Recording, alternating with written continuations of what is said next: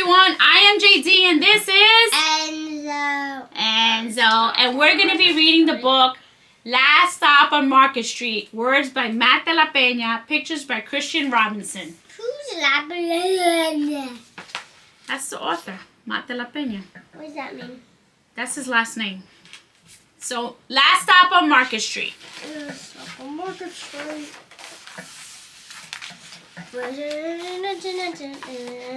CJ pushed through the church doors, skipped down the steps. The outside air smelled like freedom, but it also smelled like rain, which freckled CJ's shirt and dripped down his nose. He ducked under his Nana's umbrella, saying, "How come we gotta wait for the bus and all this wet?"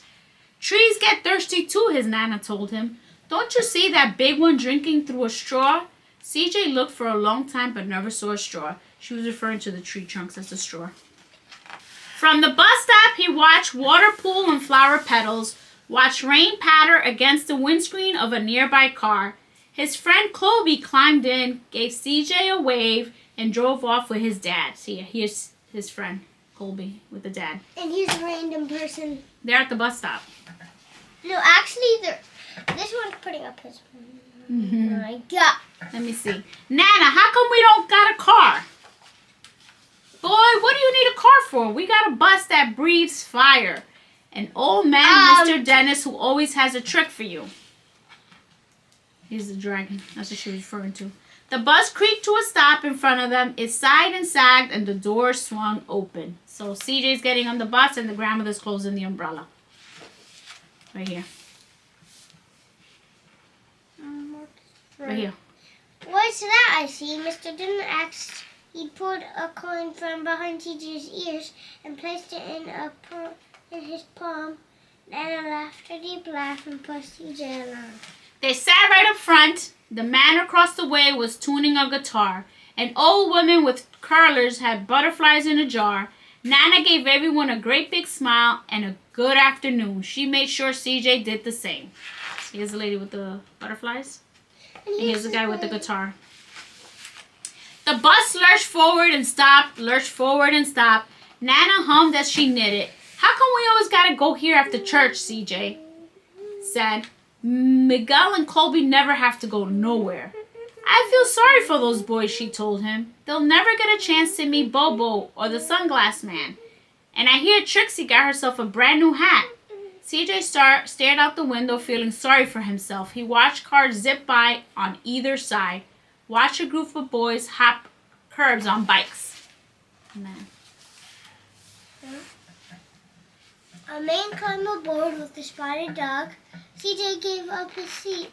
"How about come that man can't see?" "Boy, what do you know about seeing?" Nana told him. "Some people watch a boat with their ears." "That's a fact. Their noses, too," the man said, sniffing at the air.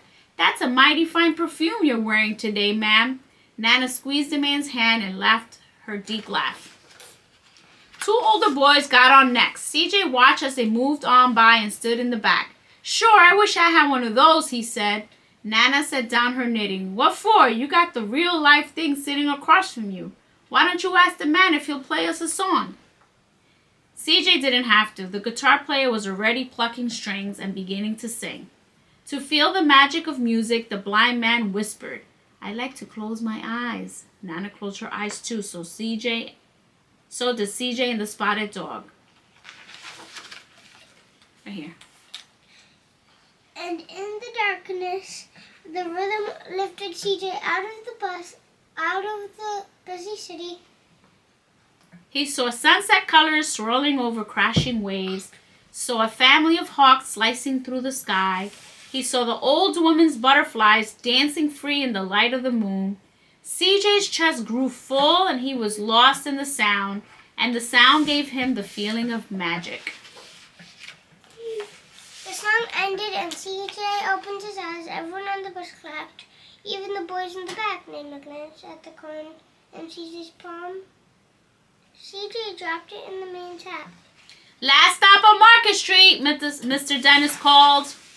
CJ looked around as he stepped off the bus. Crumbling pavements and broken down doors, graffiti tagged windows and boarded up stores. He reached for his Nana's hand. How come it's always so dirty over here? Well, because people do bad things, and bad things are mainly in jail, and jail is a bad thing. And then there's prison, which is a place, or it's like it's a 5-star reserved for a prison. Okay. She smiled and pointed to the sky. Sometimes when you're surrounded by dirt, CJ, you're a better witness of what's beautiful. CJ saw the perfect rainbow. There's a rainbow, see it? Arching over their soup kitchen. He wondered how his Nana always found beautiful where he never thought to look. He looked all around them again. At the bus, rounding the corner, out of sight. And the broken street lamp still lit up bright. And the stray cat shadows moving across the wall. Where's the stray cat? Show me where the stray cat is. I don't see the stray cat. Maybe it's on the next page. I don't know. When he saw their familiar face in the window, he said, "I'm glad we came." He thought his Nana might laugh, her deep laugh, but she didn't. She patted him on the head and told him, "Me too, CJ. Now come on." The end. Bye, everyone.